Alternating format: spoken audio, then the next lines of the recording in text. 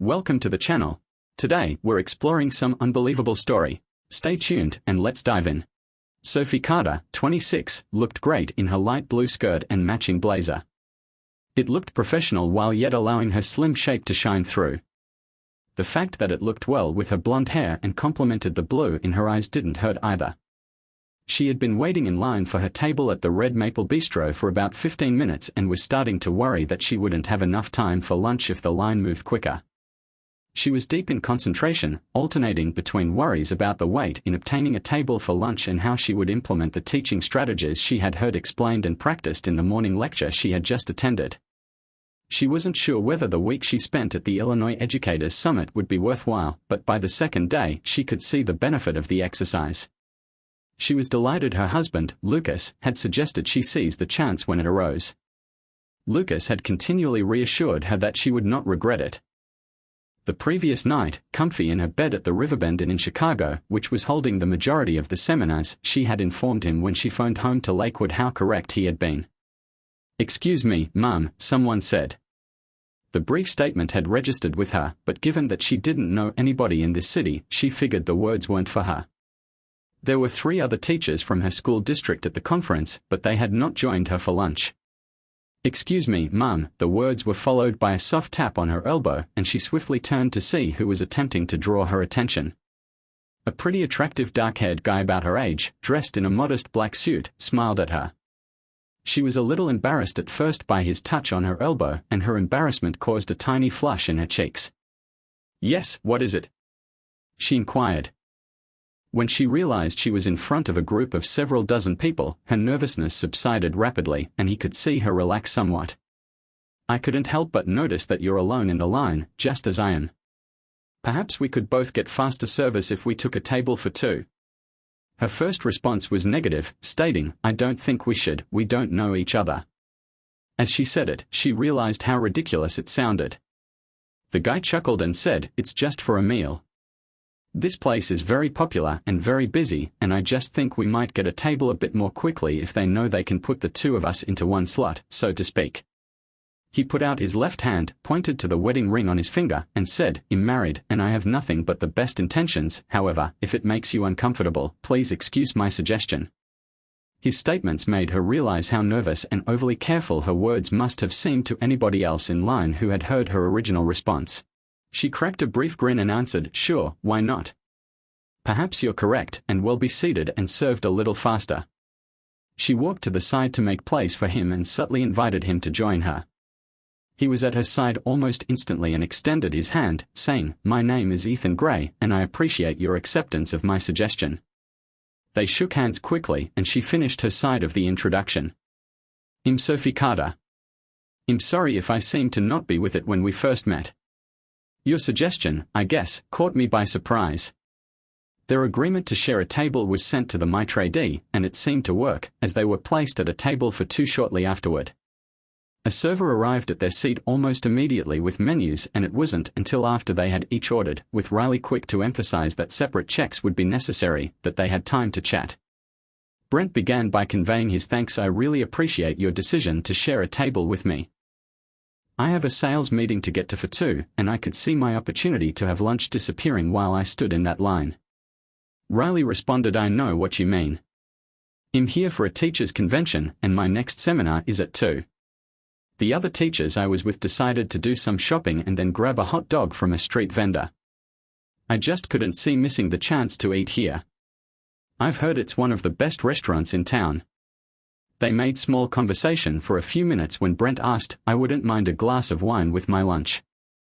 Can I interest you in one?" Riley grew flushed again and answered, "Oh no, I couldn't. Wine goes to my head, and I need all my faculties for this afternoon's seminars. Thank you for the offer, though. I'll tell you what, Riley, how about I give you a rain check for someday in the future? In case we happen to run into each other for lunch again." He chuckled slightly, indicating that he recognized the improbability of the situation.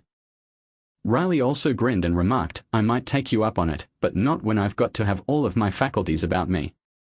They enjoyed a relaxed talk while eating the lovely light meals they had ordered. They began by exchanging information about their families. Brent had a wife and a 4-year-old boy, whilst Riley said that it was just her and her spouse for the time being, though they intended to have a family. "Have you been married long, Riley?" Brent inquired. "About a year and a half," Riley mumbled. "This is my second marriage. My first husband was in the army and was killed in action in Iraq just after we separated." After appropriate condolences were expressed, the server came and asked whether they wanted dessert. When the responses were negative, he swiftly delivered their bills with the underlying expectation that they would leave the table soon so that 2 more guests could be seated. "I'm glad to have met you, Brent. We've had a very pleasant conversation after our slightly unusual meeting, but I have to get moving if I want to be at the next seminar on time." Riley leaned over and shook Brent's hand before rising. "The pleasure has all been mine, Riley. I wish I had had a teacher in elementary school that was as attractive as you are." "I might have done better work," he said with a tiny giggle, which Riley answered with a small wave before turning to leave. Brent paid careful attention to her as she exited the restaurant. His black eyes nearly blinked with difficulty. Once she was on the sidewalk, he pulled out his phone and made a quick call while watching her walk away through the window. After hanging up, he hastily exited the restaurant. It was just after 8 p.m. Sophie Carter was seated at a table in the hotel bar the next evening with 3 other Lakewood teachers. 2 of them were single, each with a few years of experience. The third was perhaps 10 years Riley's senior, and she, too, was married. They had planned to spend the evening at the bar to relax after their 3rd day of attending seminars that they felt would be most beneficial to them. One of their goals was to compare notes on the numerous subjects they had explored and grade them for their merit. Dana and Lana, 2 single ladies, were keeping a careful watch on the younger males in the throng and made no secret of their willingness to consider a fast hookup if the appropriate man approached them. Riley's married colleague, Emily, made no such admissions, but she seemed to have a wondering eye as she spent almost as much time as the single ladies looking at the males in the pub. Riley had just begun an extensive debate about the lecture she and Emily had decided to attend that afternoon when a guy appeared at their table. "Well, hello, Riley. I guess the chance of us running into each other again wasn't as remote as we thought." Ethan Gray was standing there smiling at her, and once the surprise on her face faded, she replied, "Brent, how nice to see you again." She turned to her 3 friends, who were now all looking at them, and said, "This is the gentleman I told you about. We shared a table at the Red Maple Bistro for lunch yesterday." She returned her gaze to Brent and asked, "How do you happen to be here in this particular bar? I really didn't think we'd ever see each other again. I'm staying in this hotel and thought I'd come down for a quiet drink or 2. I've had a successful day with my sales calls and thought a change of pace was in order." Riley cracked a joke and said, "What a coincidence. We are all staying here too. This is the main venue for the convention we're all attending." The other 3 ladies seemed to lose some of their attention in Brent as he and Riley resumed their talk. Brent remarked, "I guess my offer of a rain check for a glass of wine could be cashed in now if you wish. I won't hold you to wine if you'd like something else instead." Riley paused just briefly before responding, "Sure, why not? I ordered an Irish coffee when I came in here, and it's pretty much empty now. A glass of white wine would be nice, I guess. Would it be all right if I join you ladies at your table? I don't want to impose if you'd rather I didn't do that." Riley waited eagerly alongside him, casting a brief glimpse at her 3 pals. Not seeing any negative indications, she swiftly said, "I think that would be fine, Brent." She giggled uncomfortably before saying, "Just don't get the wrong idea." "Well, thank you for your invitation. I promise to be on my best behavior." He glanced around the table at the other 3 females and added, "Would any of you care for a drink as well? I've had a good day with my sales calls and would be happy to include the 3 of you in my offer." Only Emily accepted his offer and ordered a glass of wine, selecting a sparkling kind. After bringing over a server and handing her the order, Brent sat alongside Riley in an empty chair from an adjoining table. Their meal was promptly delivered to the table and Brent charged it to his room. He and Riley immediately struck up a discussion about the seminars she had been attending.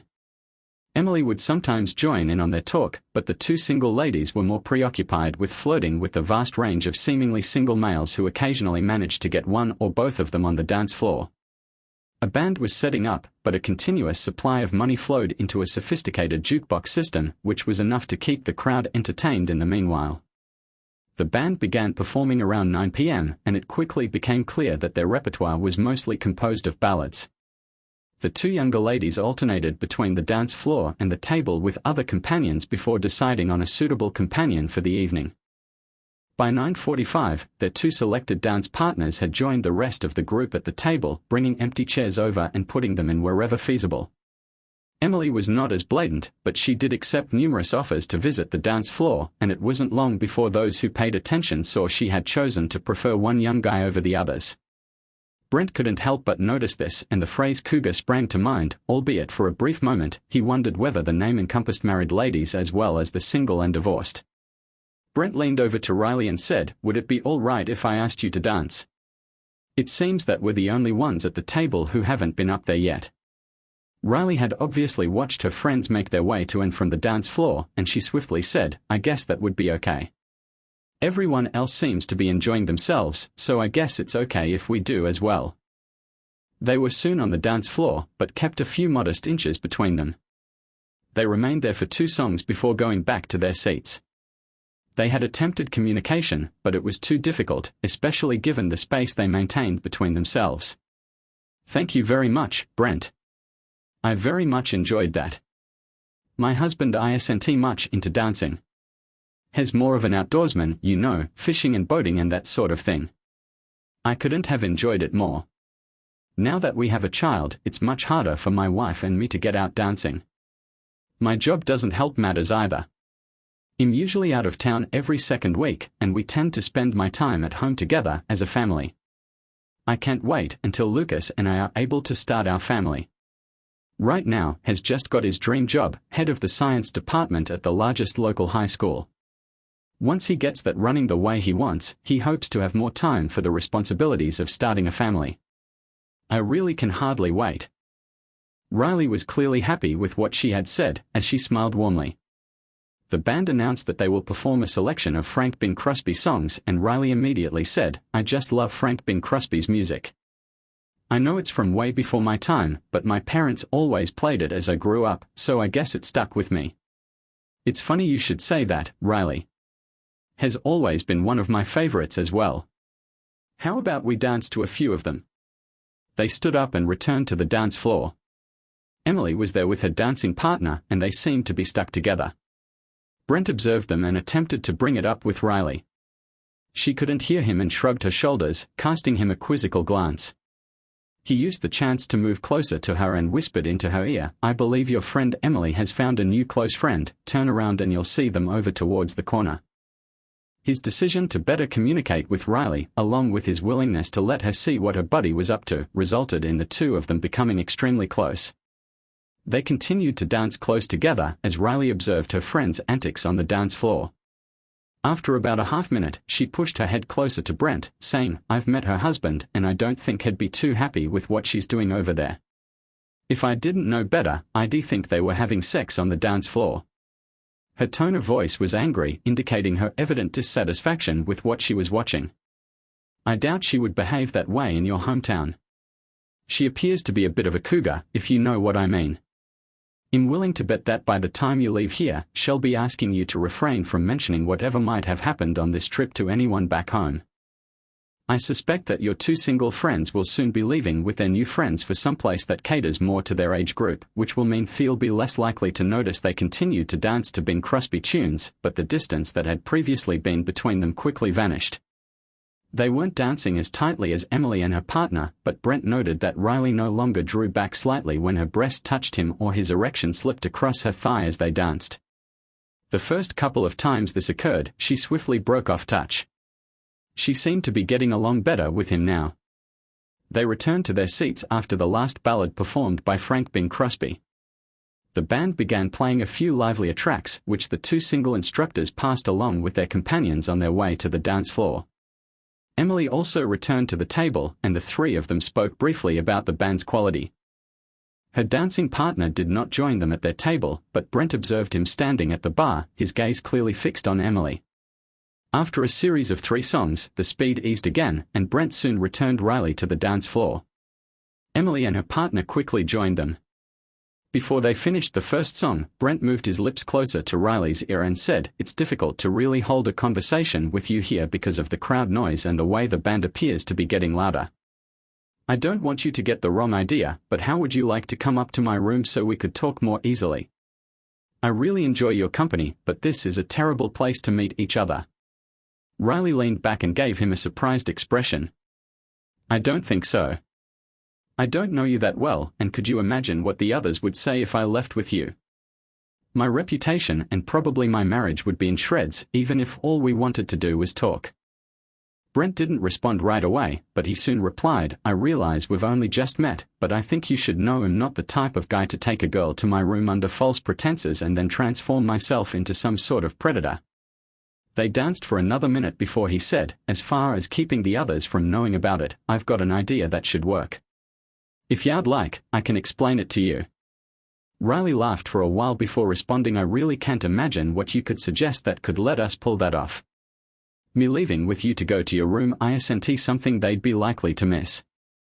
Even though it was only to make it easier to talk, you know what they would think." Brent replied, "As long as you were satisfied that you could trust me, there is something we could do to keep it our little secret. I'll take you back to your table and say that I'm going to have to call an end to our evening because I need to get a good night's sleep for a meeting tomorrow. I'll say my goodbyes and leave. You can hang around with your friends for 10 or 15 minutes before you decide to leave as well, and then you can come by my room." I'll leave the door open. If Riley remained silent for a while before replying, "You really think that would work, do you?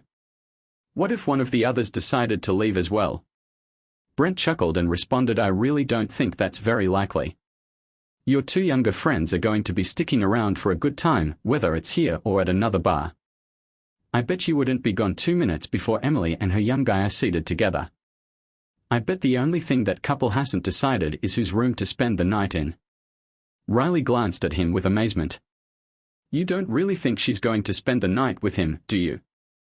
Brent looked around the dance floor until he saw Emily and her companion again in the peaceful nook they had shared earlier. After a few seconds, he continued, "Take a look at them now. Pay close attention to where their hands are." Riley turned to glance over his shoulder at the pair. He went on. His left hand is on her breast, and it looks like her right hand is between them somewhere below his belt. A few seconds later, he said, "Don't you think that answers your question?" Riley was silent for a time before answering, "I see what you mean. I'm surprised. She always seemed so much of a homebody." She chuckled before adding, "I'm sure she'll be saying something to me about what happens in Chicago stays in Chicago before we get home to Lakewood." Brent didn't say anything more, but he realized Riley was dancing closer to him. He wondered whether Emily's actions had caused Riley to think along similar lines. After thinking about it for a bit, he said, "Well, would you like me to put my little scheme in motion?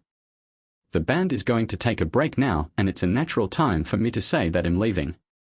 I'm in room 512 if you'd like to come up and continue our conversation for a while." Riley sounded nervous as she replied, "I guess that would be okay. I definitely don't want any of the others to realize I'm doing that, so if one of them doesn't react as you expect, I'll call you in your room to cancel." She gave a nervous laugh before continuing, "I may be calling you anyway if I chicken out." Brent returned to the table, smiled at her, and gently stated, "I think you'll find out I'm right about their reaction." After the band had departed for their break, the whole group returned to the table. Brent promptly informed everyone at the table that he was departing and thanked them for their kindness. He pulled out one of his business cards and offered it to Riley, encouraging her to seek him up if she ever visited Cleveland. In less than 2 minutes, he was gone. Brent heard a faint knock on the door around 20 minutes later. He had pushed the door open a few inches with a rolled-up towel, and Riley went into his room a few seconds after the tapping. She seemed uncomfortable and lingered outside the door for a few seconds before exclaiming, "I can't believe I'm actually here." She glanced down at the towel that was still keeping the door open a few inches and said, "I guess I should move this so the door can close and keep anyone I know from walking by and hearing my voice." She reopened the door a few inches, then dragged the towel out with her toes. When she pushed the door closed, a loud click indicated that the lock was engaged. She was surprised by the sound and hastily glanced back at the door before turning and slowly stepping over to join Brent. Brent jumped up from one of the two comfortable-looking couches in his suite sitting room. He removed his jacket and tie and smiled as he welcomed Riley into his room. A king-sized bed took up half of the space. An iPod connected to a tiny set of speakers playing music similar to what the two of them had previously enjoyed at the bar sat on a chest of drawers alongside the bed. Despite its diminutive size, the compact music center produced high-quality sound. The room had the hallmarks of a traveling salesman. A briefcase and a leather case labeled product information stood beside the closet, which held a pair of suits and a garment bag hanging from the rod. A closed laptop computer was on the table near the two seats. "So, Riley, can I offer you a drink? I have a small bottle of pre-mixed pina colada that goes down very nicely when it's added to a glass full of ice." Riley had gently made her way into the room, past the bed, which she had looked at, before accepting the offered seat across the table from where Brent had been seated. "I love pina colada. Just don't make it too big of a drink, okay?" While pouring 2 drinks over ice, Brent said, "I take it that no one suspected you of leaving after me?" Riley laughed before saying, "You had my friends pegged perfectly." About a minute after you left, Dana and Lana announced that they were going to accompany their 2 guys to a bar down the street. It has a very popular local band, and they said the music would be more to their tastes. Emily made a comment that it was too bad you had left so early. She said that the fellow she had been dancing with had a friend if I was interested. I don't know if it was the look on her face after accepting Brent's offered drink and taking a tiny sip to test it. She said, "This tastes great. You'll have to take it very slowly with this, as I've already had a couple of drinks, and 2 is usually my absolute limit. You just sip at it slowly, Riley, and I don't think it's going to bother you. I'm certainly not trying to get you drunk." Brent offered a modest toast to their wives, which Riley agreeably seconded. Riley was getting excited when she said, "I almost forgot to tell you. You were right about Emily. When I left the table, I went out in the lobby for no more than 2 minutes, and then I went back into the bar. Her young friend was already there at the table with her, and the 2 of them were whispering back and forth to each other like long-lost lovers." Riley chuckled as she went on. "I really can't believe that she would act like that back at home. She is the picture of propriety and seems to do right by her husband. God, if he could see her now. I just wonder how much she's going to want me to cover up for her." They both had a good chuckle at Emily and her young escort. They all agreed that she was acting like a cougar looking for a young man. For the following several minutes, their discussion shifted gently to the music they had heard that evening at the pub and continued to listen to on Brent's little stereo system. He demonstrated how he built the iPod playlist from his own CD collection, supplemented with iTunes purchases. Riley, in response, posed a series of questions about how she might build a comparable system for herself. At this point in their chat, the sound system started playing Bing Crosby classics, and Brent immediately offered, "How about we dance to a few of these songs? I really enjoyed dancing with you in the bar, and I don't see any reason we couldn't continue here." Riley agreed in seconds, and the 2 of them removed their shoes, which would have made dancing difficult on the carpeted floor.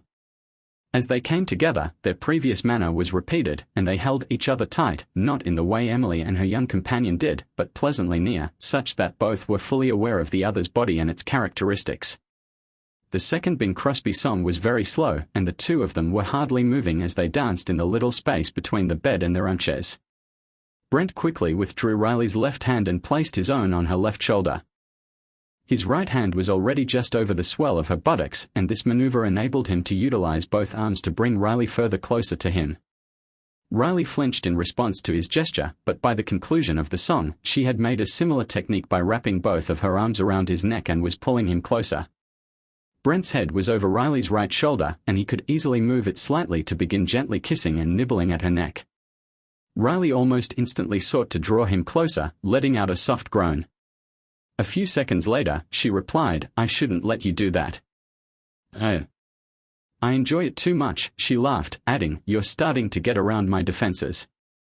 Brent proceeded up to her ear and kept nibbling and kissing before whispering, "I hope you weren't saying stop. I think I enjoy this as much as you do." He continued his efforts, moving his right hand down to the swell of her left buttock and caressing it several times before pulling her hips closer to him. She didn't dissuade him, and they kept gently dancing to the music. They continued their mutual exploration for the next song until Riley remarked, "We shouldn't be doing this.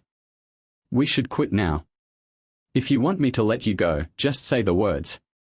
I think we're both enjoying ourselves. At least, I know I am. He was expecting Riley to push away from him, but that didn't happen.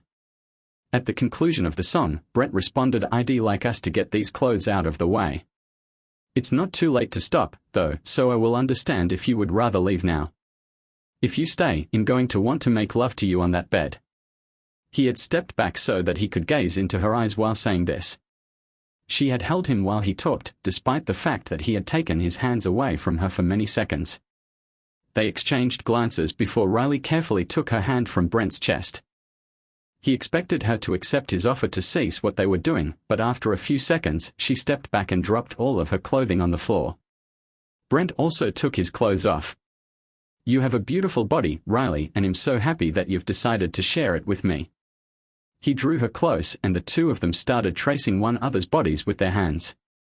They exchanged a long kiss as they were having fun exploring. Riley finally broke their kiss and said, "You don't seem to have an ounce of fat on your body, Brent."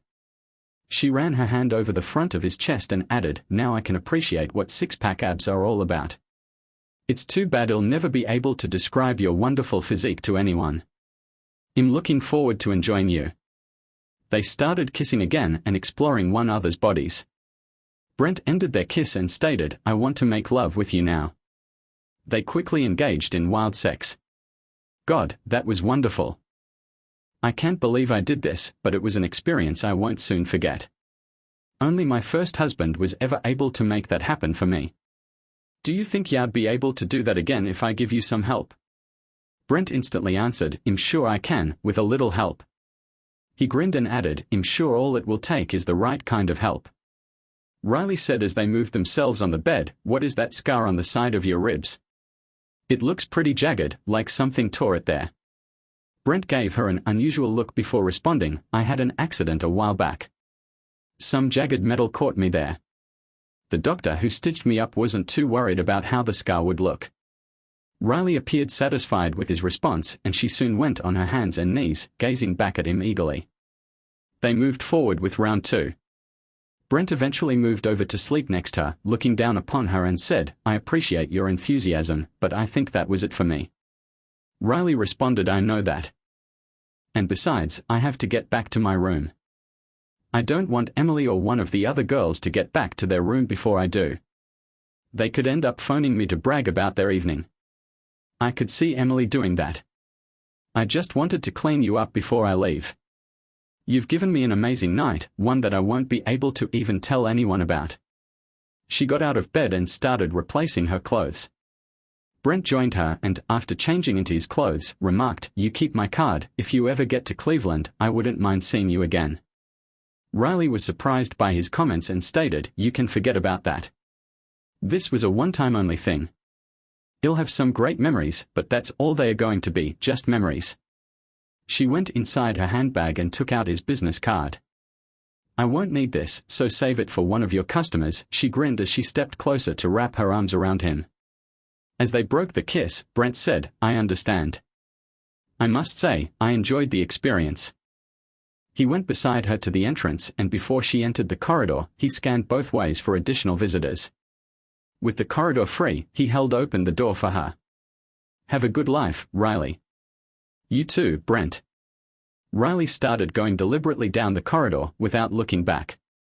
Her room was in the same portion of the corridor as Brent's, and when he saw her go into her room, he locked his door and walked straight into the bathroom to take a shower. When he was done and had wiped himself off, he returned to his room, redressed, and took his mobile phone from his briefcase. He took a long sip of his pina colada. After that, he unlocked his mobile phone and entered a fast dial number. "Hi, it's me.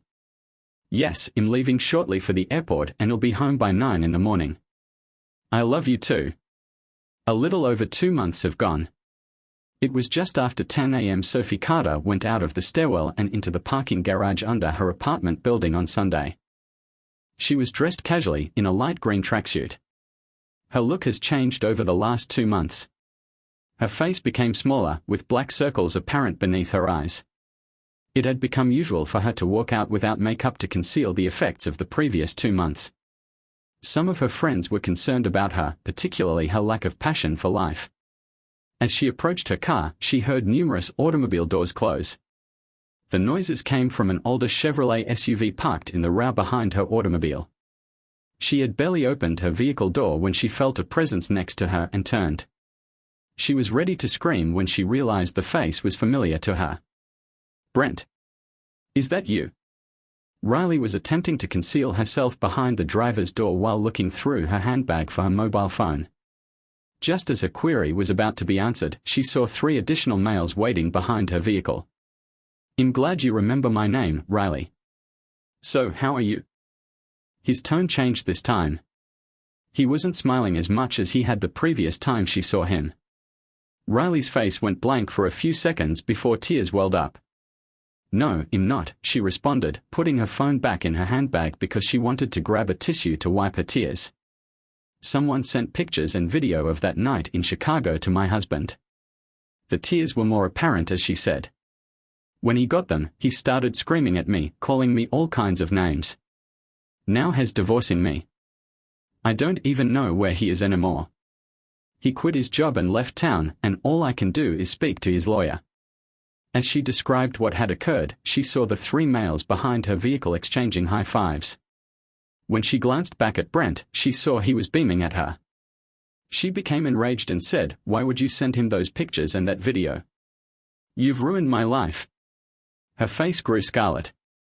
Her face tightened as she struggled to suppress her feelings. Brent remained there, smiling at her for a few seconds before saying, "You brought it on yourself, Riley." Riley's expression shifted to one of surprise and wonder. "What does that have to do with what you've done?"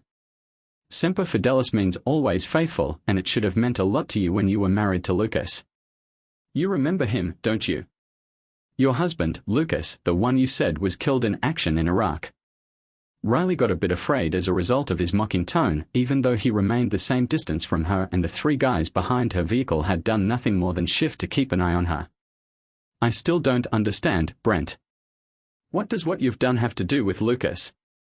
Brent fixed his attention on her for a time before continuing to speak. "I guess you need to hear the rest of the story. It all started with that Dear John letter you sent him. How you could send something that hurtful and so unexpected to someone fighting a war in a foreign country is beyond us all. He only ever talked about you and your life together. It was so bad we used to call him Riley as a nickname. He worshipped you, and you must have known that when you sent him that disgusting email. You tore his heart right out of him." Before Brent could continue, one of the guys waiting in the back of her vehicle said, "You gutted him like a fish." Another guy said, "He must have lost his mind when he read it." Riley was perplexed and continued, "What do you mean?" "I just told him it was over and that I had found someone else. I didn't blame him or try to hurt him." Brent dipped into his shirt pocket and took out a folded piece of well-worn paper.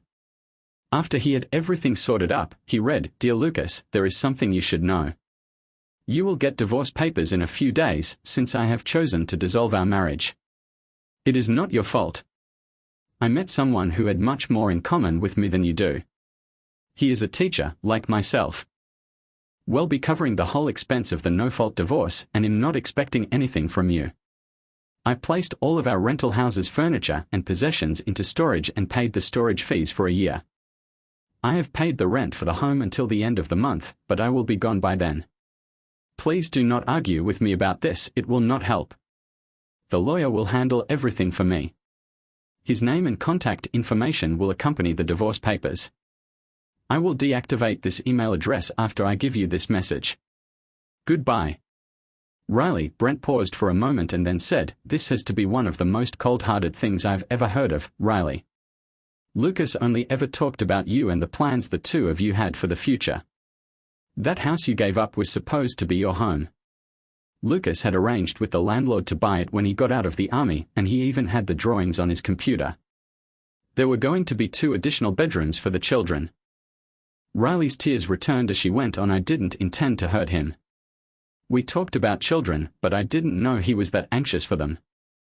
I know he had spoken to the landlord about the house, but I didn't know there was an agreement made. I can't help that I fell in love with someone else." Her voice cracked, and she cried. One of the males spoke again. "You don't get it, Riley. Lucas would be alive today if you hadn't sent that damn email. Riley was noticeably agitated when she replied, "That's not what they said in the papers they sent me. There was nothing about him causing the explosion on purpose. There was nothing about his death being a suicide." One of the guys who were standing behind the vehicle expressed his opinion. "We had the lieutenant write the reports to make it seem like he was killed by enemy action. None of us wanted to see Lucas' official records end with a finding of suicide. The rest of us who were there were happy to go along with it." Riley was doing better at controlling herself as she added, "Well, you certainly got your revenge. My life is ruined, and so is Lucas. He didn't deserve this." Brent's response was quick. "We think he certainly did deserve it. He had to have known you were a married woman when he got involved with you, and is every bit as guilty as you in Lucas' death. He won't get any sympathy from us." Riley was clearly losing control of her emotions again as Brent went on, "There's one person who should have been here when we told you what this was all about. It was her idea, but she couldn't come." Riley listened intently and swiftly said, "What do you mean, her idea? Was there a woman in your squad?" Brent responded, "No, this was my wife's idea, but our son has a cold, so she stayed at home with him. We were trying to figure out how we would exact an appropriate revenge, and the only things we could think of involved violence, but I guess that's almost understandable considering everything we've all gone through over the years in Iraq and Afghanistan. We were talking about it at my place, having a beer in the living room, and I guess my wife was listening. She said that since you had been cheating on Lucas and his suicide was caused by that and your decision to divorce him, it was fitting that we try to cause your second marriage to end in divorce, again because of your cheating." Riley was stunned. "You mean you planned all of this? You planned everything that happened in Chicago?" "My wife gave us the big picture of how we could do it, and the four of us did what we could to make it happen. Lucas told us everything we needed to know to carry it off, plus a lot of things we didn't need to use. The music you prefer, the type of drinks you like, and even what turns you on sexually. Lucas filled us in on all of that many times over during the months we spent with him. There was another person who helped as well. Ernie, over there, has a cousin who was a Marine, and he got a temporary janitorial job at your school to help us find out whatever we could about you." While he talked, one of the three guys raised his hand. Brent went on, "We weren't sure how to do it, and we were originally planning on trying to get close to you in Lakewood, but my wife had volunteered me to be the one to try to seduce you, because she claims that I have a real gift of gab. She said my charm worked on her, so I should be the one to try getting close to you. Sure, she was a bit jealous, but she knew what Lucas meant to us. I'm trying hard to make it up to her, and we're going to be all right. Ernie, Ramon, and Frank followed you around Lakewood, trying to get a handle on your routines. When all of a sudden, we found out through Ernie's cousin that you were going to be going to Chicago for that convention, as he had mentioned their names, the other two men had raised their hands, making sure that Riley knew who they were. They took turns following you around Chicago, and when they saw you go into that restaurant alone, they let me know, and I hurried over so that I could see what might work in my attempt to meet you. I don't think it could have worked out better. Then the next night, they let me know when you went into the bar with your friends. From there on, I was just winging it, giving you the chance to show your true colors every step of the way. I gave you the chance to say no. You never did put a stop to what was happening. I guess that saying once a cheater, always a cheater isn't too far wrong. Frank had set up 2 high-quality cameras with sensitive microphones in the suite I had, and they got every second of your infidelity in perfect detail. He edited the 2 videos to produce one that showed everything that happened from the best angle. By the time your husband watched it, if he could stand watching it all, he knew exactly what you are, a cheating woman. It's no wonder you left town." Riley burst into tears after hearing his dying words. She sank into the front seat of her vehicle, her feet on the pavement of the parking garage, holding her head in her hands. Brent indicated to the 4 guys to return to their SUV and depart after they had observed her for approximately a half-minute. Just before leaving, he remarked, "Like I told you before, Riley, have a good life." He did not receive a response this time. Thank you for watching. Do you believe Riley received what she deserved? Please share your ideas in the comments below.